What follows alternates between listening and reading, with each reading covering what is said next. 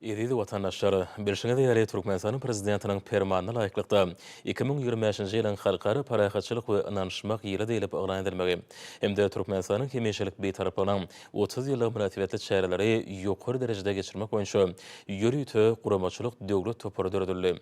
Ýakyny bolsa Türkmen halkynyň milli lideri, Türkmenistanyň halk maslahatynyň başlygy Gahrman Arkadamyň başçylyk etmeginde bu toporyň ilkinji mejlisi geçirildi.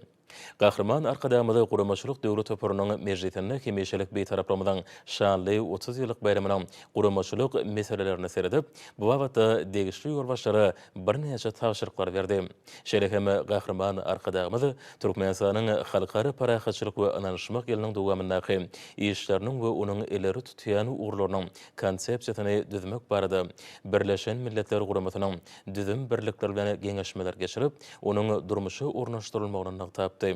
Ine bugün bolsa Türkmen halkynyň milli lideri, Türkmenistanyň halk maslahatynyň başlygy Gurbanoğly Berdimuhammedow, Birleşen Milletler Guramasynyň baş sekretary Antonio Guterres bilen telefon arkaly söhbetdeşlik boldy. Söhbetdeşler meherli salamlaşyp birek-birege täze ýyl bilen gutladylar. Hemde iň gowy arzularyny beýan etdiler.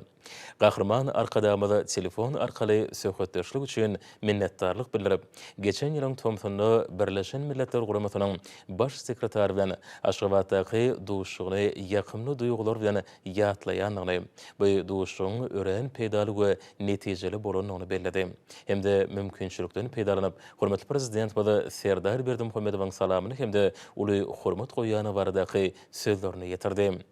Antonio Guterres hoşniyetli sözler üçin hoşarlyk bildirip özgedeginde hormatly prezident bada meherli salamyny we iň gowy arzularyny beýan etdi. Hemde sebetde dünýäde parahatçylygyň pugtranylmagyny çykyş edýän beýtarap Türkmenistan ýany hyzmatdaşlygy Birleşen Milletler Guramasynyň möhüm ähmiýet berýänini bellädi.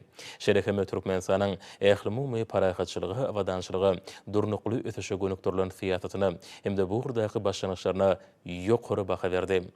Türkmen halkynyň milli lideri şöyle Birleşen Milletler Guramasynyň ştat kwartirasynda halkara parahatçylyk we ynanşmak ýylyna badalygy berilýänini, Türkmenistanyň bu wakany şöyle dürdülmeginiň 80 ýyllygyny belleýän Birleşen Milletler Guramasynyň taryhynda möhüm aýratyn tapgary hasaplaýanyny aýtdy.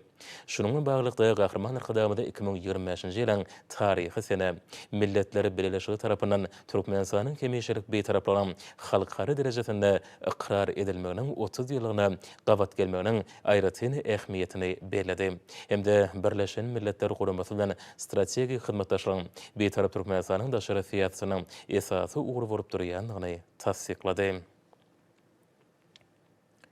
Telefon arkaly söhbetdeşiň dowamynda Gahrman Arkadamyda Birleşen Milletler Guramasynyň baş sekretärini 2025-nji ýylda Türkmenistanyň Birleşen Milletler Guramasy bilen hyzmatdaşlykda amala aşyrmagy gözeňinde tutýan mailnamalar bilen tanışdyrdy. Belenirşeýäli Türkmenistanyň halkara parahatçylyk we ynanşmak ýylynyň dowamyndaky işlerini hemde onuň ileri tutýan urlarynyň konsepsiýasy taýýarlandy.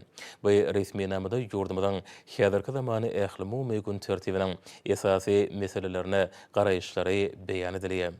Şeýle hem özara ynanşmak, dialog we jogapkärçilik esasynda döwletleriň tagallalaryny birleşdirmek barada ýurdumydan garaýyşlary öz beýany tapýar. Gahrman Arkadamyda bu wagtda 2025-nji ýylyň özgörüşleri ýyly bolup biljekdigini hemde bolmalygyny nygytyp, Türkmenistanyň bu konsepsiýada beýan edilen maksadlaryny Birleşen Milletler Guramasynyň gollajakdygyny ynam bildirdi. Şununla birlikde bu konsepsiýa taýýarlananda Birleşen Milletler Guramasynyň başlanýyjy boýunça geçen ýylyň sentýabr aýyna geçirilen geljegiň sammitiniň esasy mazmuny köp wagtda esaslanylanyny aýratyn bellenildi. Şoňa räde Türkmenistan bu konsepsiýany şol sammitiň jemleji resmi namasy bilen geljegiň paktyny durmuşa geçirmäge öz borçly goşunty hasap edýär. Birleşen Milletler Guramasynyň baş sekretary Antonio Guterres ähli umumy gün tertibiniň möhüm meselelerini çözmekde tagallalary birleşdirmäge gönükdirilen konsepsiýanyň wajypdygyny belläp, ony dogrulygyna makullady. Türkmen halkynyň milli lideri Gahrman Arkadamyda öňde durýan işleň esasy ugurlary barada aýdyp, howpsuzlyk bilen bagly mesele üns çekdi. Hemde Türkmenistanyň Birleşen Milletler Guramasynyň howunarlygyny ähli umumy howpsuzlyk strategiýasyny işläp taýýarlamak baradaky başlanýyjyny belledi. Gapma garşylykly ýagdaýlaryň öňüne almagyň hemde olary aradan aýyrmagyň guraly hökmüne öňüne diplomatiýasyny işleň ulanmak we strategiýanyň esasy ugurlarynyň hatarynadyr. Gahrman arkadamada Birleşen Milletler Guramasynyň parahatçylygy döretmek boýunça tagallalaryny üpçünetmek üçin beýtaraplagyň mümkinçiligini giňden ulanmagyň, ähli umumy howpsuzlygy üpçünetmek bilen bagly ynanşmak dialogynyň medeniýetini dikeltmegiň möhümdigini bellädi. Türkmen halkynyň milli lideri bu tekliplerini işidinde amala aşyrylmagyň dünýäde syýasy dartgynlygy azaltmaga ýardam etjekdigini anabildirip, Türkmenistanyň halkara parahatçylyk we ynanşmak ýerinde sewit howpsuzlygyna bagly meseleler boýunça dialogy işleňdirmegi pugty maksady edilýänini tasdiklady. Anyk aýdylanda gurrun Merkezi Aziýadaky ýagdaý barada barýa. Bede Türkmenistanyň başlangyjy boýunça Birleşen Milletler Guramasynyň baş assambleýasynyň kabul eden Merkezi Aziýanyň parahatçylyk, ynanşmak we hyzmatdaşlyk zolugy, Merkezi Aziýada ýadro ýaragyndan azat zoluk hakyndaky şertnama atly kararnamalaryna esaslanmagy maksady edilýäsi Gahrman arkadagymyz aýtdy.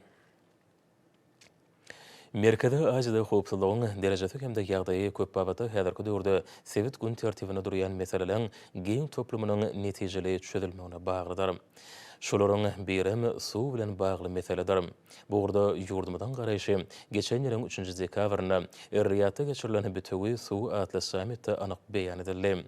Türkmenistan Merkezi Aziýada suw bilen bagly meseleleň tutuş toplumyna seretmeň şu esasy kadalary, hususan halkara hukugyny berja etmegi, sewitiň döwletleriniň behwitlerini özara nazara almagy hemde halkara guramalaryny ilkinji nowatda Birleşen Milletler Guramasyny bu mesele çekmegi esaslanmalydyr diýip beýan etdi.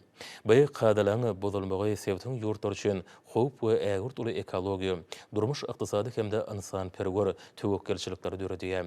Gahrman arkadamyzy Owganystandaky ýagdaý barada durup geçip, beýtarap döwlet hökmüne Türkmenistanyň bu ýurtda parahatçylyk we raýat alalaşygyny gadanmak, onuň ykdysady üçinçilik urgamlaryny dikeltmek, durmuş meselelerini çözmek boýunça tagallalary gollaýanlygyny aýtdy.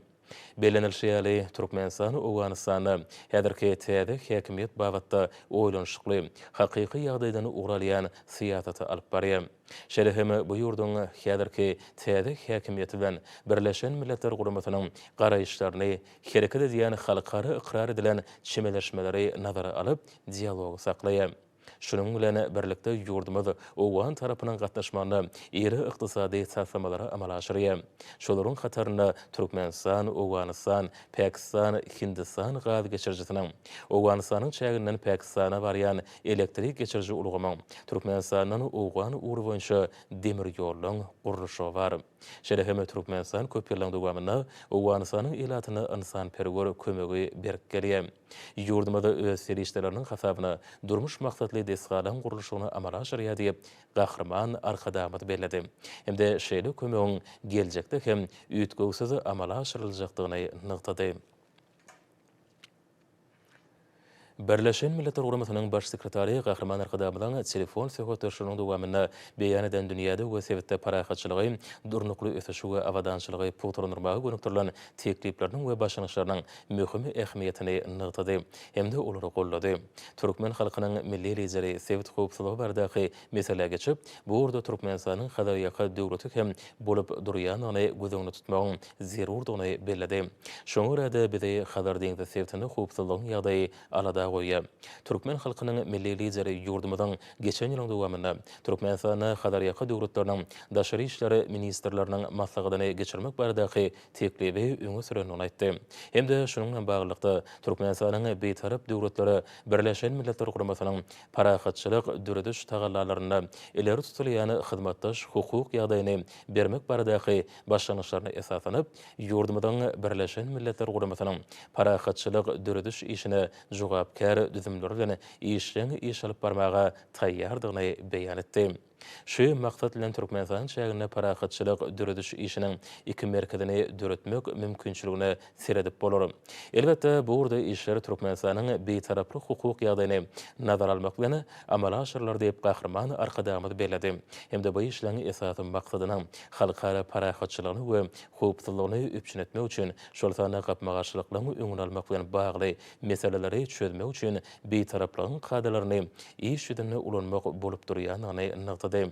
Türkmenistanyň halk masalarynyň başlygy gahrman arkadamyz durnukly ösüş maksatlaryny durmuşa geçirmäň halkara parahatçylyk we anlaşmak ýerine berelikdäki işiň esasy uğurlarynyň biridigini belläp, Türkmenistanyň Birleşen Milletler Guramasynyň 2030-njy ýyla çenli gün tertibiniň wezipelerini ýerine ýetirmäge gönükdirlen hereketleri milli derejede hem ýurdumyzyň durnukly ösüş wagtynda halkara tagallalaryna öz goşundyny hoşmak bilen bagly hem işçileşdirmäge taýýardygyny tasdiklady.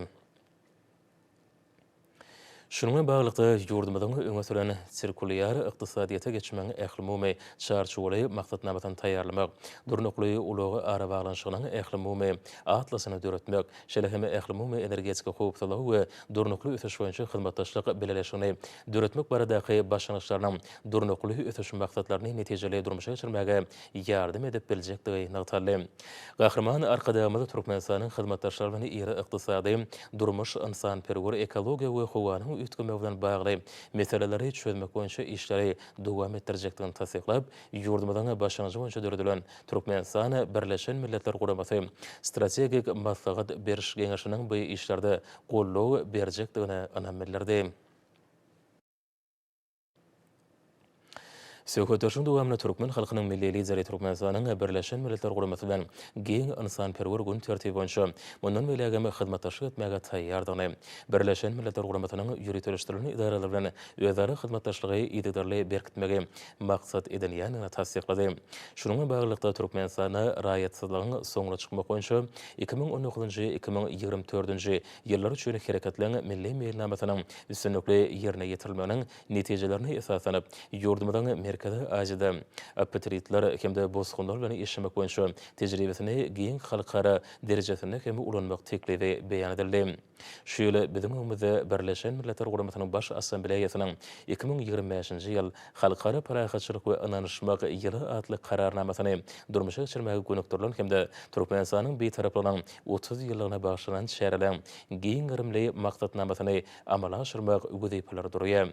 Halkara forumunyň geçirilmegi öňde durýan halkara wakalarynyň esasy wakasy bolar diýip gahrman arkadamyz aýtdy. Hemde bu forum şu ýylyň 10-njy dekabryny ýurdumyzyň paýtagty Aşgabat şäherine döwlet başçylarynyň hemde halkara guramalarnyň ýol başçylarynyň derejesinde guramagyň gödüňünde tutulýanyny bellädi. Hemde şununla baglykda Birleşen Milletler Guramasynyň baş sekretärini bu sammite gatnaşmaga uly hormat bilen çağırdy.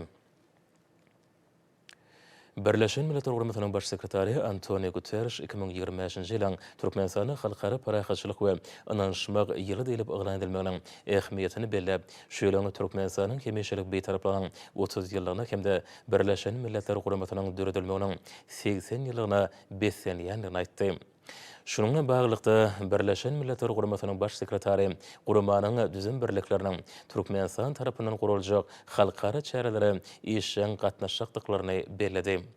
Türkmen halkynyň milli lideri ýurdumyzyň milletleri birleşigi bilen ýakynan hyzmatdaşlyk etmäge taýýardygyny ýene bir gezek tasdiklady hemde beýtarap Türkmenistanyň Birleşen Milletler Guramasynyň anamdar hyzmatdaşy we pikirdeşi. Sebetde bu dünýäde onuň ygtybarly daýanjy bolanyny, bolýanlygyny we şeýle bolmagyny galjakdygyny bellädi.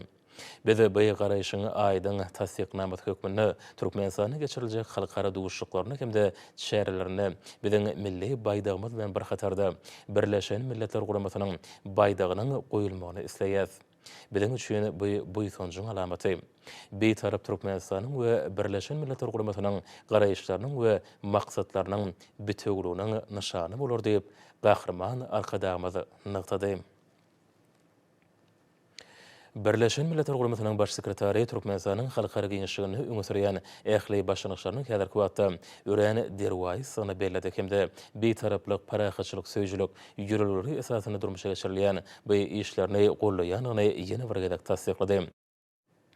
Söhbetişiň ahyrına Türkmen halkynyň milli lideri Türkmenistanyň halk maslahatynyň başlygy Gurbanoğlu Berdimuhammedow hemde Birleşen Milletler Guramatynyň baş sekretary Antonio Guterres Türkmenistan ýene Birleşen Milletler Guramatynyň arasyndaky strategik hyzmatdaşlygyň sebäpde bu dünýäde parahatçylygyň hemde durnukly ösüşiň behlidini mundan welekde ösdüriljekdigine ynam bildirip, birek-birege iň gowy arzularyny beýan etdiler. Telefon arkaly söhbetdeşlik Birleşen Milletler Guramatynyň baş sekretarynyň başlanyjy boýunça geçirildi.